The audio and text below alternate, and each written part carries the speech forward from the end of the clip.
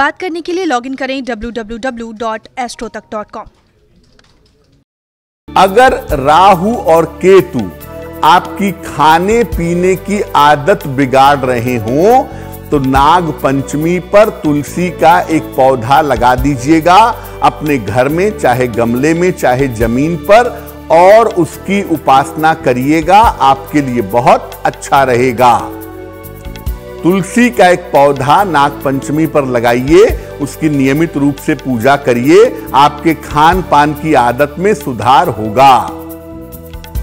अगर राहु और केतु की वजह से बुरी आदतें लग गई हों, नशे की आदतें, गलत संगति की आदतें, और इन आदतों से आप परेशान हो तो सुबह के समय नाग पंचमी पर मिट्टी का एक सांप बना करके, मिट्टी का एक सर्प बना करके उसको नदी में प्रवाहित कर दीजिएगा, अच्छा रहेगा।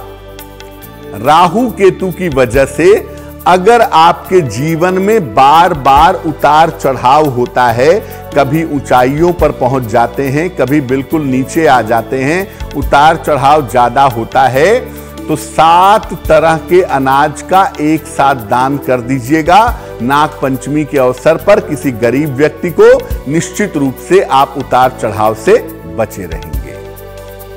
अगर भय की वृत्ति हो, अगर आपको बार बार डर लगता हो या कल्पना की समस्या आपको परेशान करती हो, तो नीम की लकड़ी जला करके 108 बार उसमें पीली सरसों डालिए और उसके बाद प्रार्थना करिए कि राहु केतु की बाधाएं आपकी दूर हो जाएं।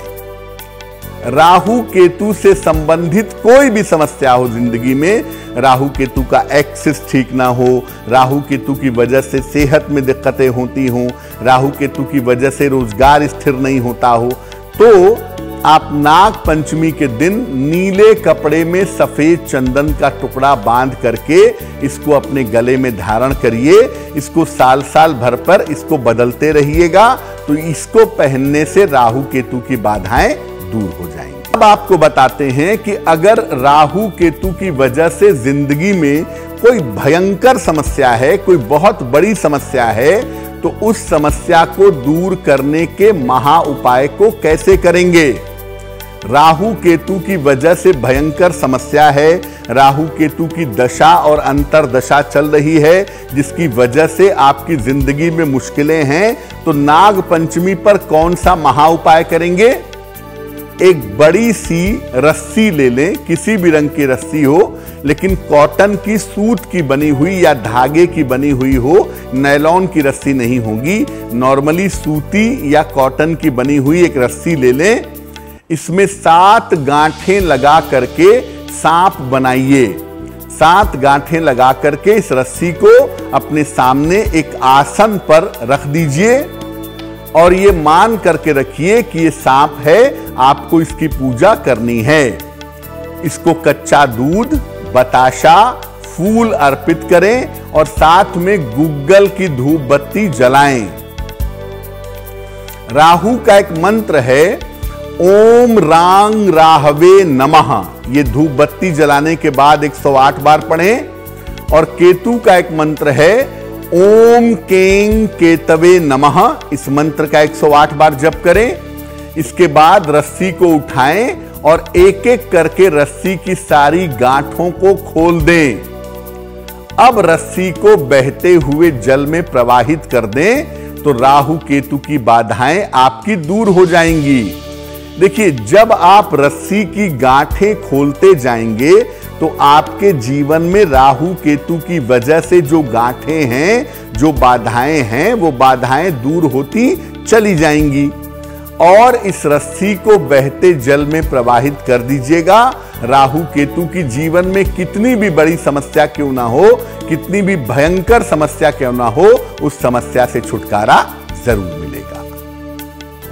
देखिए, बहुत बार ऐसा होता है कि राहु की स्थिति खराब होती है कुंडली में, या केतु की स्थिति खराब होती है, तो लोग कहते हैं कि राहु के लिए गोमेद पहन लो और केतु के लिए कैट्स आई यानी लहसुनिया पहन लो।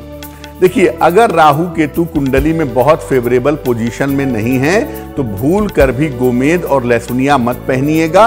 राहु केतु के प्रभाव को काउंटर करने के लिए, राहु केतु के प्रभाव को रोकने के लिए 2 उपाय सबसे ज्यादा महत्वपूर्ण हैं।